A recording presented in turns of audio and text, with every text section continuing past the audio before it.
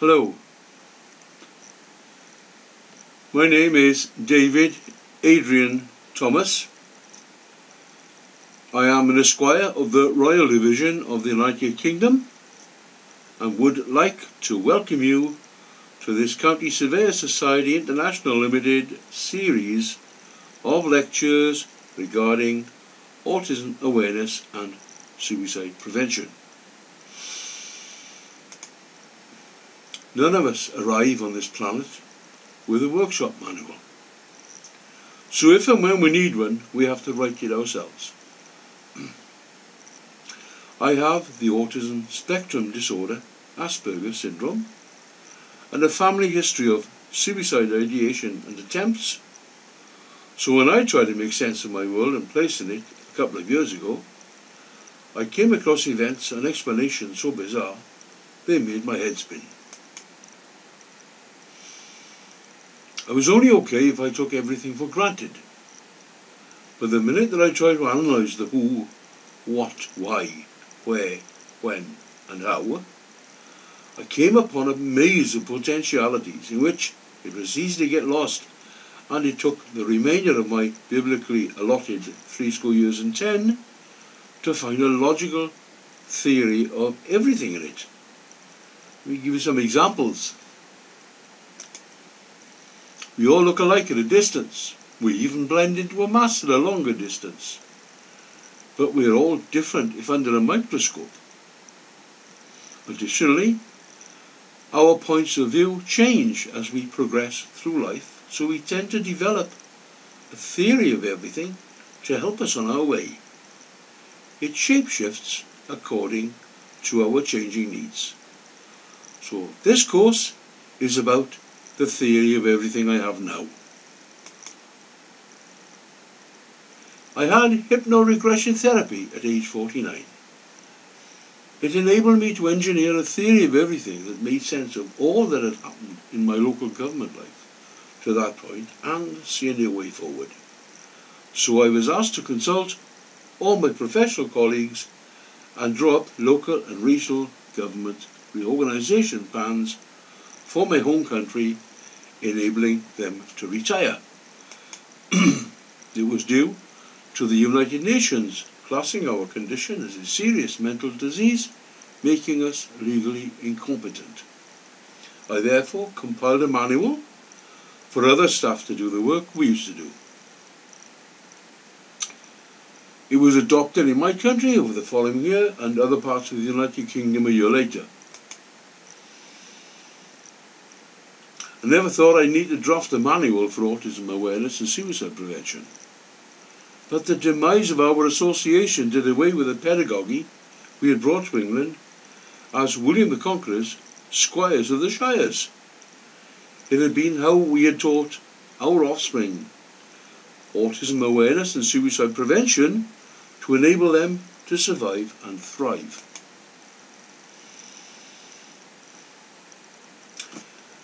As I've said already, I had hypnoregression therapy at age 49.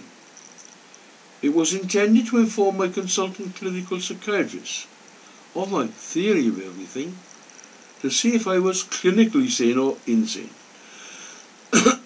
He never said that I was mad, but then again, he never said I wasn't, so you'll have to form your own opinions about that.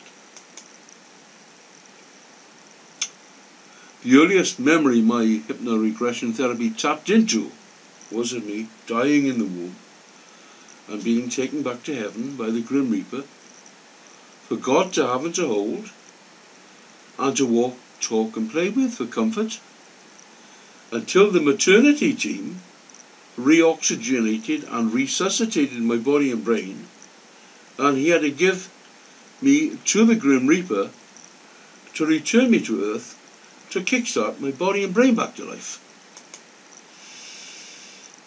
The second memory was similar, except my death occurred on my way home in a car driven by my father. He turned the corner, the door on my mother's side opened, and I fell out and struck my head in the road. My mum had to resuscitate me, but it was the very same Grim Reaper and the same God that came to my rescue, so a pattern was forming. The third memory was of dying in my cot in the early hours of the next day and going to heaven and back with Grim Reaper. This time, my mother's maternal grandfather, Grandpa, came too. We were met by our ancestors. My mum and dad arrived shortly after, and I was christened and dedicated to serve God for life. The fourth was of the afternoon and evening of that day, which I spent in heaven with my mother's maternal grandfather, for tutoring by various key ancestors to learn quickly who I was and what my mission on earth was. The Grim Reaper took us there and brought us back as usual, and my parents did not come as they were otherwise engaged with work and evening classes. I'm not saying those events are real. A psychiatrist said we often think in stories when we actually mean feelings. Most people with autism spectrum disorder, or Asperger's syndrome as we call it here, are hypersensitive to feelings such as sight, sound, fear, panic, love, etc. So the stories may only reflect our feelings, not real events, he said. Another problem I've come up against is the American Psychiatric Association has erased Asperger's syndrome from its Diagnostic Statistical Manual, the DSM. So I've not been able to obtain data from the United States of America that's compatible and comparable with the United Nations World Health Organization International Classification of Diseases, the ICD. My mother's maternal grandfather was my sole human companion when my mum and dad were out of the house. The main reason for my hypnoregression therapy back that far was I could not remember him. This was because memories of my life had been self-suppressed at 15 and a half and 38 3/4. But it became clear in the therapy that living with him was the most idyllic time of my life. This idyll came to a tragic end. The Education Act, 1944, invaded when my mum put my name down for company nursery school at the start of the school year, following my attainment of age 3. Neither of us knew this until my mother told us the day before I was due to start. So we, that is, my grandpa and me, tried to drown ourselves by jumping off a bridge into a river. I survived, but he died. What we did was not a sin, said the hypnoregression therapy, for every weekday after lunch, Grandpa and I killed ourselves for the Grim Reaper to take to heaven for my tutorials. We returned each weekday evening for my service next morning for God of studying Arthur Mee's Children's Encyclopedia. One should never judge a suicide by standards other than those in his or her head. Only God, if there is one, sees them. I committed suicide 825 more times by age 15 and a half for the Grim Reaper to come and fetch me. I was never once told it was a sin.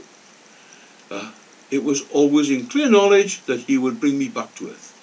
I'm not seeking to justify myself, but only to acknowledge the existence of a higher conscience inside me. It is an entity I call my higher self. I'm not religious if my parents were anything to go by. But I am spiritual, and I both love unconditionally and forgive unconditionally, as I believe God does, if there is a God. It is in those senses that I serve God here on earth, and believe it makes me spiritual. I put that down to secret, invisible friends I have in my head. Let me explain. I'm sure you recall me saying I had tutorials in heaven from my ancestors.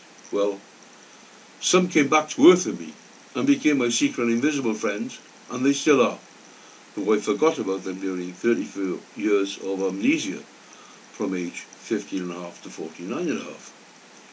There's nothing abnormal about me having secret invisible friends.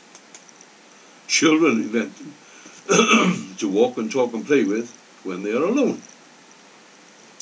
The one-time richest man in the world, Andrew Carnegie, was unabashed by his.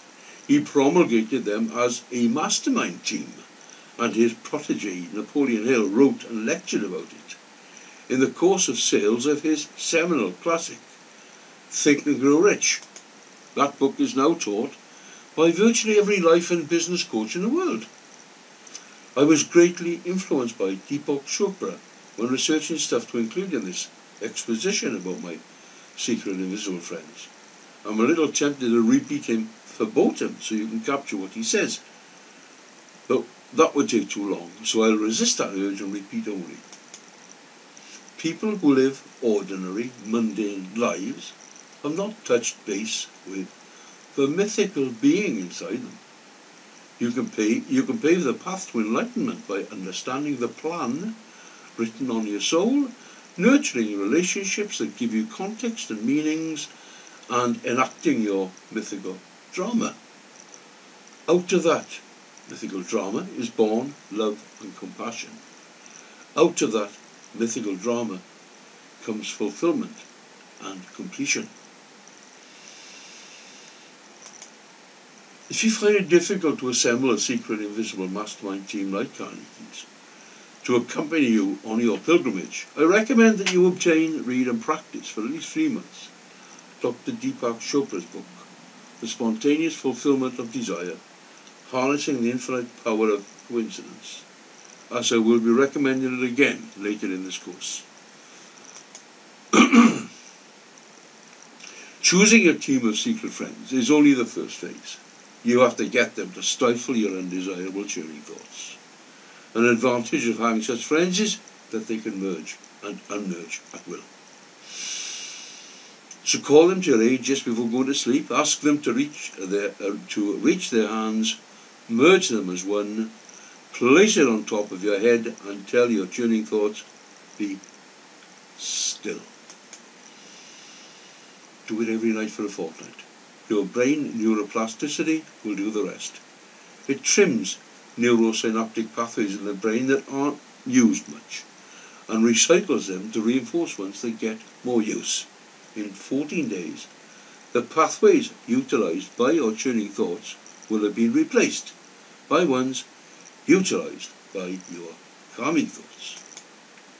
For those who have difficulty persuading their secret invisible mastermind teams to tell their churning thoughts to be still, play the YouTube video The Tale of the Traveller.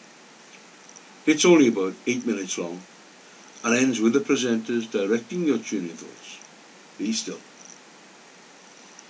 Be still. Be still. Be still. If you need further reinforcement, I suggest the YouTube video, The Daisy Bond. It's about 14 minutes and teaches you how to use your powers of imagination advantageously. The presenter offers another faster guided hypnosis meditation that teaches an immediate trigger to your imagination. Well, that's it. I've taught you step 1. I hope it hasn't been too traumatic for you. It's taken you places that even Heineken beer refreshes. 99.8% of my clients have been so refreshed by it, they've not bothered to start step 2 yet. The remaining steps of this program treat other aspects of your life that may have caused churning thoughts in the first place. It is important to address these, as they could set off the churning thoughts again if left to lie fallow. Step 2 deals with the aspect I found in my research that causes most clients worry. Sufficiency of income to feed, clothe and house you, etc. As without those basic necessities, they can't focus on their education and getting good vocational and or professional qualifications, on meeting a partner and having children and grandchildren. Steps 3, 4 and 5 address the more qualitative aspects of life to make you happy, open-minded and less egotistic. Steps 6 and 7 pump up the volume of your self-image and self-esteem if they need pumping up with more of the same or something new. I hope that this lecture has brought you hope of swapping a life of hell on earth for a heaven on earth. Select your secret, invisible friends, for the journey this very day. Still your churning thoughts before you fall asleep this very night. Rinse and repeat every 24 hours thereafter. This program is transformation engineering at its very finest. Its meaning and purpose are to save lives so they can contribute to the betterment of the human race on earth. It will enable the saints and heroes in you to fulfill themselves through you and give you an epic life rather than a mundane one. Bye-bye. See you soon.